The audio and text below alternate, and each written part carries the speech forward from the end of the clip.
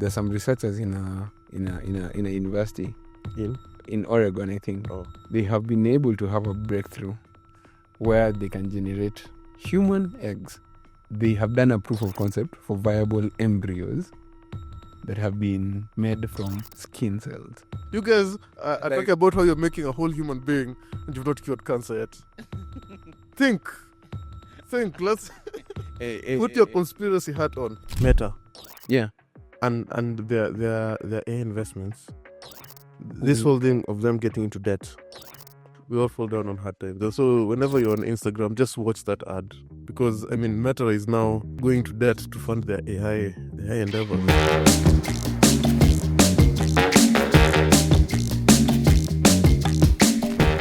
I was going to talk about these guys. Meta. Yeah. And their... Cool stuff. And their AI investments. This whole thing of them getting into debt. Anyway, the short story or the long story here is, we all fall down on hard times. Stop laughing. We all fall down on hard times. So whenever you're on Instagram, just watch that ad.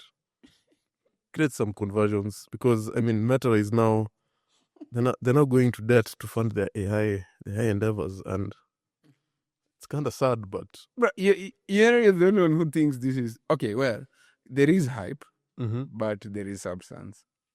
Is all I'm saying. There is hype, but there is substance. That's my point. So I don't think it's a bad gamble. But this money they can make back easily. That's why they went to debt. Yeah. Okay. Yeah. We trust you. Do you know who else went to debt? Who else? Bezos. Built Amazon. Do you know who else went to debt and is still in debt? Uber. We're still waiting for them to come out alive. But I think one day. It just takes 1 year of profit making to write away all the evil that you've had.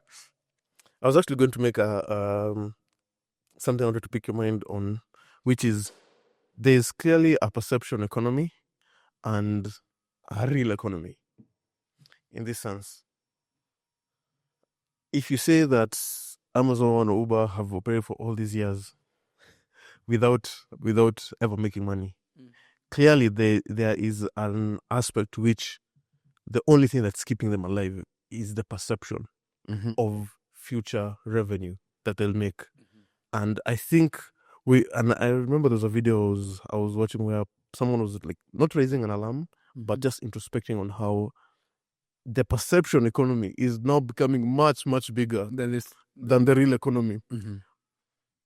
How much in revenue has OpenAI made as opposed to their expenses? Actually, I'm not sure about that, but you can use ChatGPT to ask. You can ask ChatGPT. Let me ask. But the point is about the evaluation. Was in OpenAI. The evaluation is not based off what they're going to make or what they're making, but what they anticipated to make, which is fine. We all have projections. When you see one is an occurrence, two is a coincidence, but three is a pattern. Like we can see patterns of hey, this thing there's a lot of value here, but can there be an extent to which the perception is really more than the real economy, and can that have a big problem? Because eventually, you can never fight the natural law. Like if your business model was never going to make money, no amount of hype, even with all the hype done for decades, you still have to face the reality that this is not workable.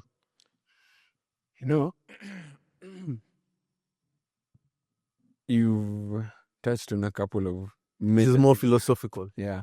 But my argument would be the stock market, in my opinion, is perception first before it is substance. Yes. The long-term winners are always the ones who are going to have substance. And it's just unfortunate because that is essentially why people go and list their companies in the public market. So that, the price per share of any company is a matter of perception, or how people perceive the company is going to be. Price reflects information. And information is actually controlled by a few. So let's say there's very few people who have the signal for the real price for a particular share. If they're able to drive consensus and just drive a FUD, a demand wave into this particular whatever stock, it appreciates in value. Bruh, we used to, like 6 months ago, we were talking about how overvalued Tesla was, Nvidia is. Look at the investments that Nvidia is doing. Bruh, Nvidia just last week did an investment into Intel. It's perception drives value, and then now they and the US government. Substance. Yes, they and the US government and SoftBank, I think. But and another way to think about it as well, and I believe this was the primary strategy for this guy Jim Simons. Yeah, one of the most successful venture funds, investment firms. I don't know, the most profitable one, right? I think so. And part of the idea that they had was there are companies that have correlated in that they'll move in the same trajectory. The sense of Coke and a Pepsi, a Toyota and General Motors. And so what they do is that if one of the companies either goes, quite high because of something or drops because of another certain thing, they expect there to be a readjustment. Like things will have to adjust back to that correlates where they're almost same, or at least moving in the same trajectory. And so for example, when New Coke was announced and became a very big PR disaster, the stock dropped. But it was at that time that those guys bought Coke because they said it's very likely that they'll just spring back up. Just go because back up. Because these two companies are so similar, are serving the same market, that eventually things will just have to realign, and that formed a huge basis. So even when you say that, hey, there are few people who have the information that can help them capitalize on the market, there's always someone else on the other side willing to take a bet simply because that if a stock or a price moves in direction A, they'll take the complete opposite because they expect that naturally the market will always self-adjust and self-align back to like swing back. And that's the thing about perception. Perception is like an immediate thing, but then the substance is what will follow. It's always long tail, right? So substance is always long tail. But if you can have the wind in your sails, aka have the right perception and drive the right perception towards the value for your company, I think, and now that's why I think that's the biggest missed opportunity that Apple has among the Mag 7 from a financials perspective. Apple is the company with the largest free cash flows. But, bruh, what are you using that free cash flow for? It should be to drive capex that drives perception that will buy you, let me just say, positive perception for the next 5 years. But instead, you're dropping a thin phone. I don't want to go there, but dude. That is them buying perception. Nah, that is horrendous perception. It's perception that is a nothing burger, in my opinion. That phone is such a nothing burger. Dominic, iPhone Air is... you should be talking about Apple intelligence and telling us how, the intelligence here now. Like, basically, like, they should definitely be where the rest of the 6 big companies by market cap in the world are all focused on. Bruh, all the hype and the perception right now, it's a big opportunity cost for them being out of the hype cycle than being in it. Especially supported by their balance sheet. Missed opportunity. But anyway, I don't just... actually, OpenAI has been running losses 2024, 2025 first half. Operating loss 7.8 billion. But the perception that they have... Bruh, when OpenAI lists, it's going to be the largest IPO. Yes. Ever. In history. Largest, easily. Would it be so weird if it IPOs at $1 trillion market cap? Because I was listening to...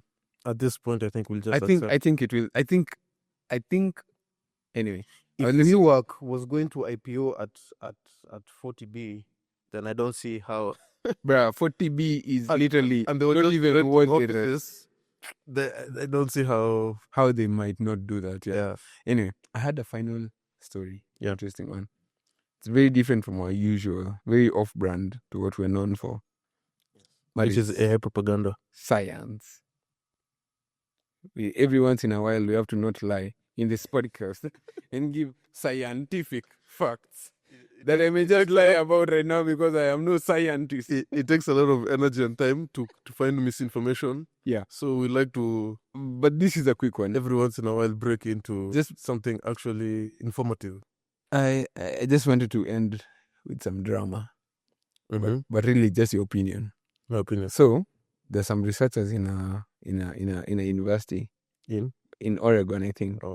It's a research university. They have been able to have a breakthrough where they can generate human eggs. They have done a proof of concept for viable embryos that have been made from skin cells. Let me explain. Basically, let's say you can take the skin cell of your partner, and then, okay, let me actually read it because I might get the science wrong. So they have reported a proof of concept for making human eggs, oocytes, from adult skin cells. So the team used a modified cloning technique. They removed the nucleus from a donor egg and injected in the nucleus of a skin cell to avoid having double like normal chromosomes. The scientists here can fact check us on that. The egg was stimulated with an electric pulse and a chemical to literally remove half the chromosome so that it can become normal. It's a novel process that they now invented. It's called mitomeiosis, which is basically the hybrid of mitosis and meiosis, which is how cells usually divides. I know that's a lot of science for both of which I don't understand. Good. Go on. So anyway, the results were promising, but preliminary at this point. They were able to reconstruct about 82 eggs that were fertilized with the sperm in the lab. Roughly 9% of those developed to the blastocyst stage. The blastocyst stage is the one that now people can do like an IVF with. You can actually put in like someone and it fertilizes fully. Because now it's banned, you can't actually do human tests on an embryos in the US because of FDA regulations and stuff. Yes. But anyway, but many of those embryos, in fact, I think all of them had some chromosomal errors. In short, they made things that look like eggs. Many of them were not immediately viable. But anyway, this is our first step.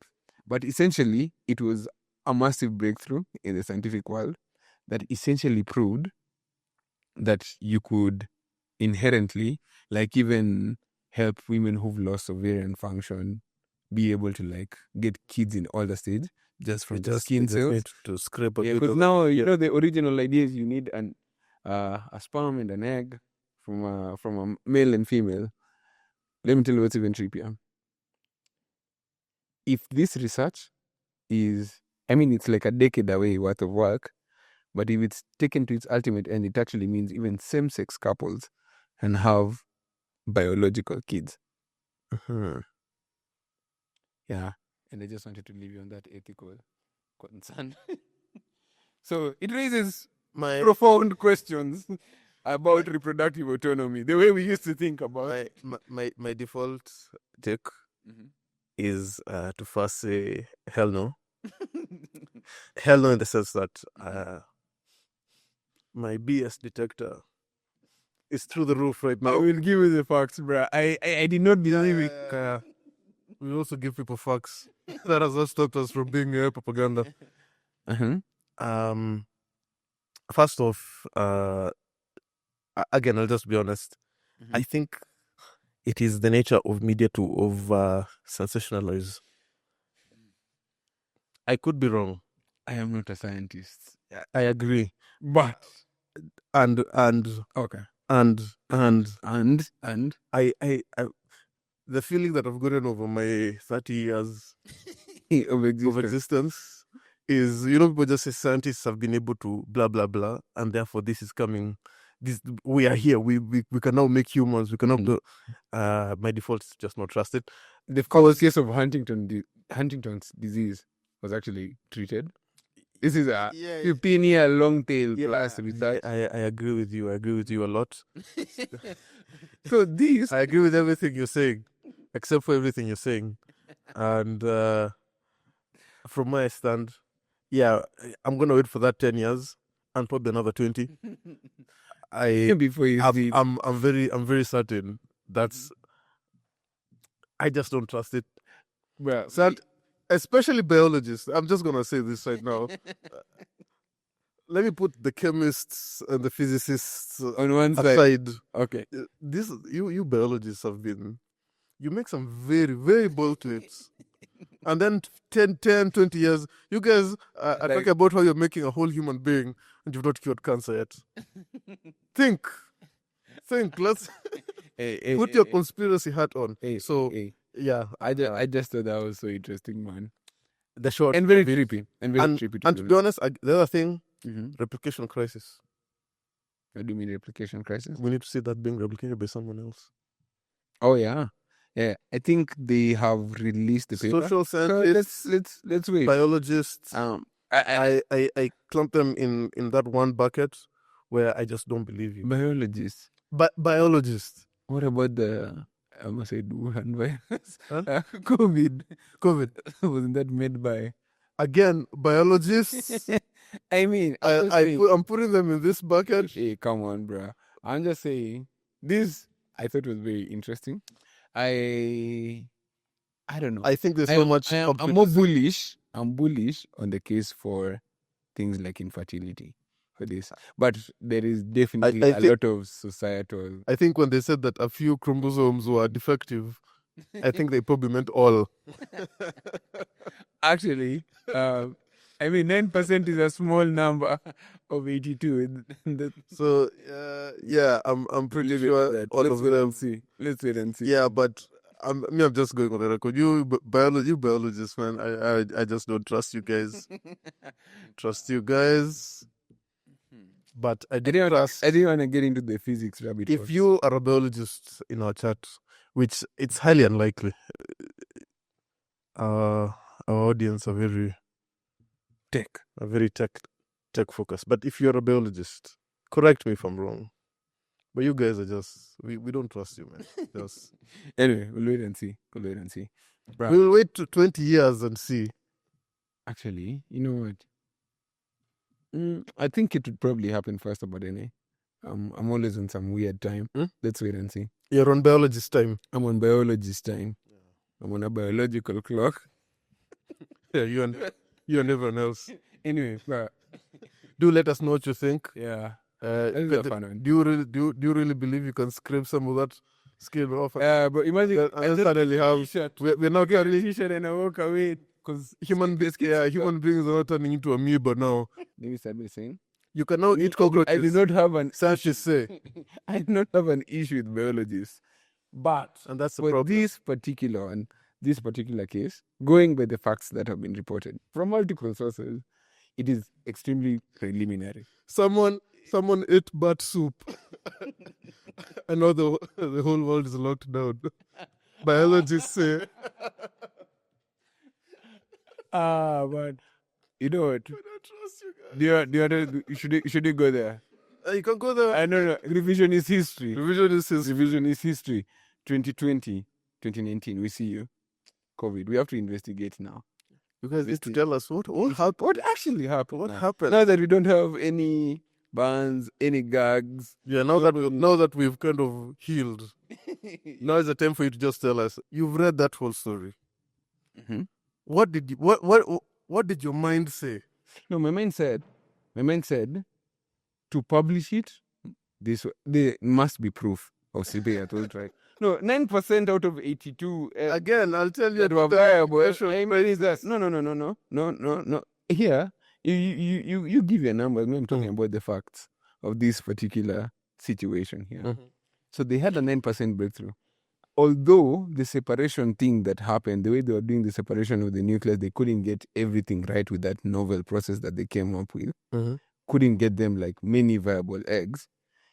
Still getting some viable ones is the beginning of literally every scientific breakthrough that has ever been made. You always you do like a massive test and you get one, like a small percentage success rate, and then you just keep doubling down. It's the Pareto principle of everything, really. Even you, when you're building a business, You're trying to do everything that, you suspect will resonate with your customers, and then you find the one service that works, and then you double down on that, and you build a whole moat around that. I think it's the same thing with this kind of discovery. And that's why it still has to be funded. However, it's almost always the only thing I can give you funding. No. Of course, research takes funding. Actually, the only way research happens is by funding. But the only thing I will give you, the only point I will give you is that it's almost always blown. It's out of proportion. It's 100%. That is usually the case because there's very few that actually make it past the 10-year horizon. But so that's the only thing. They combined the eggs. It was alive for 2 seconds. No. Boom. No. You're getting it wrong, bruh. They got a blastocyst, bruh. Yeah. This is something that it's illegal to actually do embryo trials. I agree with you. Yeah. This guy, man, you sound our big brain subscribers. You sound like you're not the fortune guy. You're the fortune guy. I'm just telling you. Uh-huh.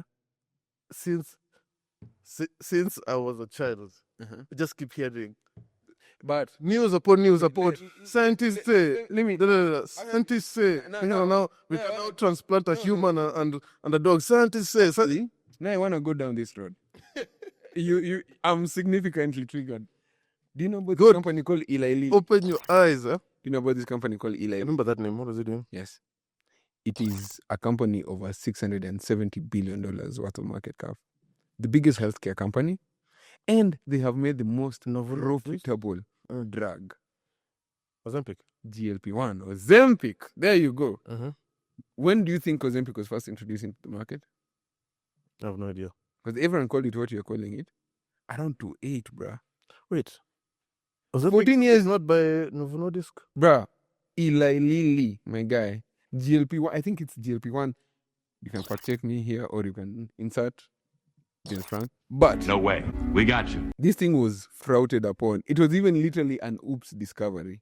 I think they were trying to make a drug or something. We've made you help. Yeah, no, it's for real. No, it's about insulin, like controlling, I think, insulin levels. Insulin resistance, yeah. Inadvertently helps to do weight loss. Ozempic became big because literally it has been proven over 20 million people are on it right now on Ozempic drugs for weight loss. I'm not saying I might be a candidate soon, but let me work hard not to get there. There are so many things that are scientific breakthroughs, but when they hit mass market, they are not major news. They have been eased into the world very slowly because of regulations and FDAs and stuff like that. They will never be celebrated. But where they make the critical discovery, at this point is where they make the noise. Then they validate funding for research to take it all the way. And just like any business, it may or may not fail. What you're blowing out of proportion is you're literally you're doing the same cure cancer. You're doing the same problem just first that everyone does. Cure cancer and then we can. But there's cure cancer and then tell us what was happening. We don't all need to be okay. I agree. Just because guys are doing this doesn't mean that it doesn't take out. I'm just saying my general stance is whenever, especially in the realm of biology, I hear very outlandish claims and I just say not possible. So my argument to that is push back against it. I am. That's what I've done in the past 10 minutes. With facts, not with conjecture or with logic. and the best thing, your own eyes. No, with stats. Give me stats. What was blown out of proportion? That never saw the light. You know what? We'll do an episode on this. Let's do an episode on this. Healthcare. I will take down the entire healthcare industry. Science, Bob. You're not me and my 213 subscribers. You know what? Let's are taking on Big Pharma. Let's make it a debate. You know what? I will come on the other side. I will steal on the other side of that argument. Thank you for joining us for this episode that wasn't too long. If you liked what you said, please give us your comments. Tell us what you think about Big Pharma, biologists, tech, AI, anything. You can even give opinions on things we didn't talk about. We don't care. We do care. We care for the comments. Yeah, so please like, subscribe.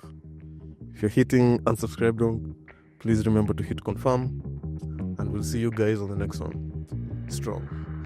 Cheers.